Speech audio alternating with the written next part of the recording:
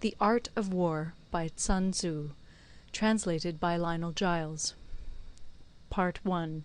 Laying Plans. Sunzi said, "The art of war is of vital importance to the state. It is a matter of life and death, a road either to safety or to ruin. Hence it is a subject of inquiry which can on no account be neglected. The art of war, then, is governed by 5 constant factors, to be taken into account in one's deliberations, when seeking to determine the conditions obtaining in the field. These are 1. The moral law, 2. Heaven, 3. Earth, 4. The commander, 5. Method and discipline. The moral law causes the people to be in complete accord with their ruler, so that they will follow him regardless of their lives, undismayed by any danger.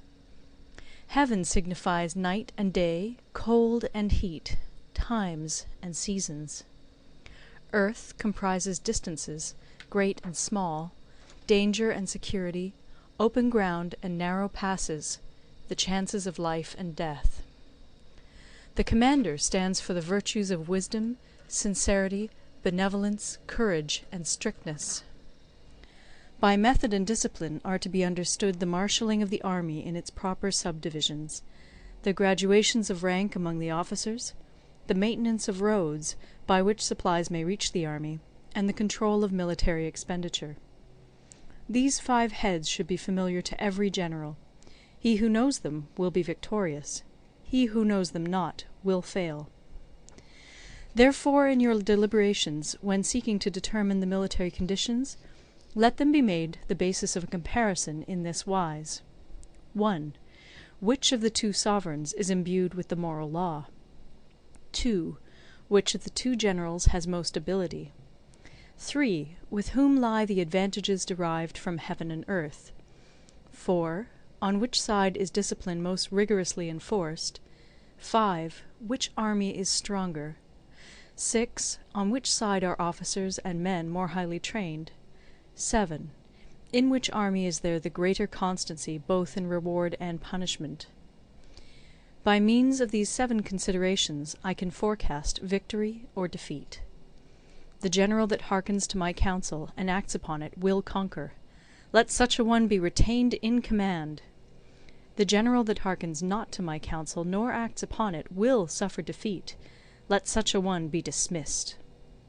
While heeding the profit of my counsel, avail yourself also of any helpful circumstances over and beyond the ordinary rules. According as circumstances are favourable, one should modify one's plans. All warfare is based on deception. Hence, when able to attack, we must seem unable. When using our forces, we must seem inactive. When we are near, we must make the enemy believe we are far away. When far away, we must make him believe we are near. Hold out baits to entice the enemy, feign disorder, and crush him.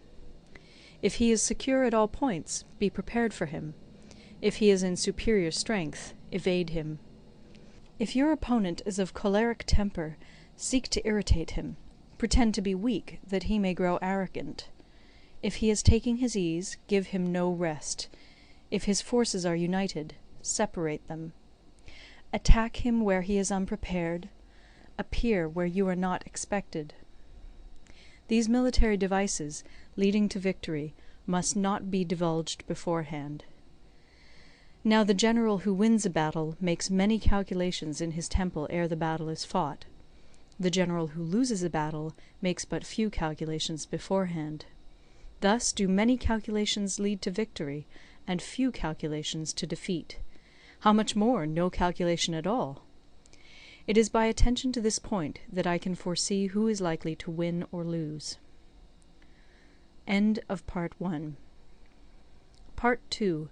Waging War.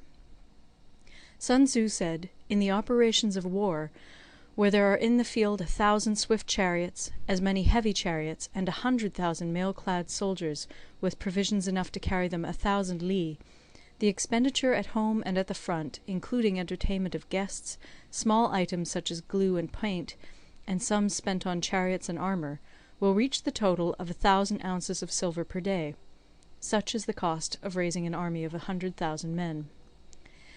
When you engage in actual fighting, if victory is long in coming, then men's weapons will grow dull and their ardour will be damped. If you lay siege to a town, you will exhaust your strength.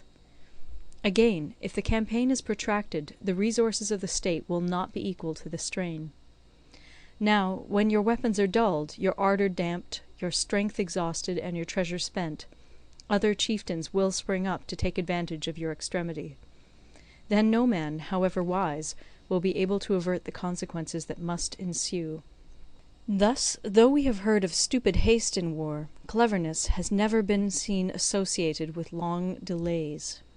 There is no instance of a country having benefited from prolonged warfare. It is only one who is thoroughly acquainted with the evils of war that can thoroughly understand the profitable way of carrying it on. The skilful soldier does not raise a second levy.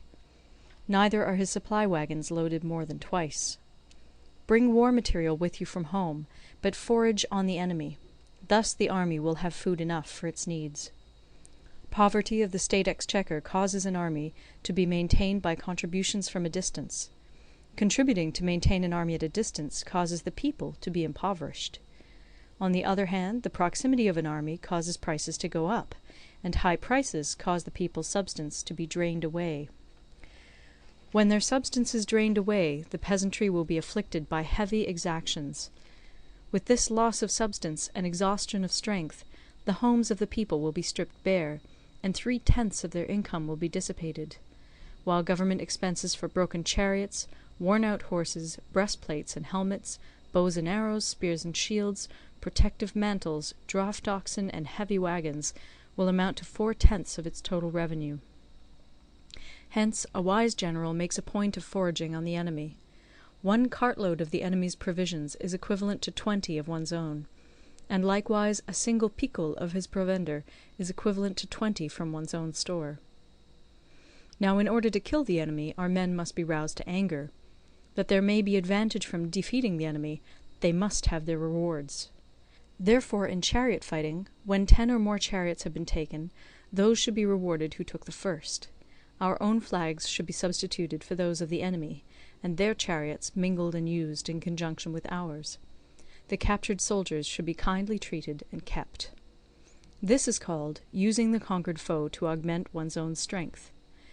In war, then, let your great object be victory, not lengthy campaigns. Thus it may be known that the leader of armies is the arbiter of the people's fate, the man on whom it depends whether the nation shall be in peace or in peril. End of Part 2. Recorded in Toronto, Ontario by Moira Fogarty, October 2006.